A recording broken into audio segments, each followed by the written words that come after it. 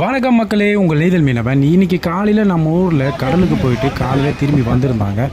அப்போ பார்த்தீங்கன்னா வலை ஃபுல்லாகவே ஒரு மூட்டை ஃபுல்லாக பார்த்தீங்கன்னா வெறியும் இந்த கார மீன் தாங்க வந்திருந்தது.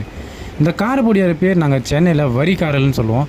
ஆனால் பார்க்குறதுக்கு எல்லாமே ஓரளவு நிதானமான பெரிய மீனுங்களாக தாங்க இருந்தது.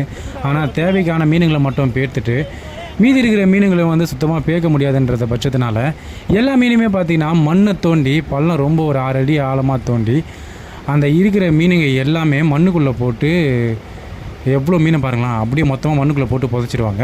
எதனால் இந்த மாதிரி புதைக்கிறான்னு கேட்டிங்கன்னா, ஏன்னா இதனால் வலையில் இருக்கிற மீனுங்களை பேக்கும்போது சில டைமில் வலை ஃபுல்லாக கிளியறதுக்கான வாய்ப்பு ரொம்ப அதிகமாக இருக்கும். அதேமாரி வெயில் ரொம்ப அதிகமாக ஆகிடுச்சுங்க. அந்த டைமில் மீனுங்களை பேர்த்தோம் நமக்கு எந்த ஒரு பிரயோஜனமும் இல்லாமல் ஆகிடும். அதனால் மொத்த மீனுங்களையும் பாருங்களேன், எல்லா மீனையும் வலையோடு சேர்த்து மண்ணுக்குள்ளே போட்டு இப்படி தான் புதைப்பாங்க. புதைச்சி ஒரு 10லேருந்து ஒரு 20 நாளுக்கு அப்புறம் எடுக்கும்போது வெறியும் வலையிலேருந்து வெறியும் மீன்களோட முள்ளு தான் மக்களே வரும்.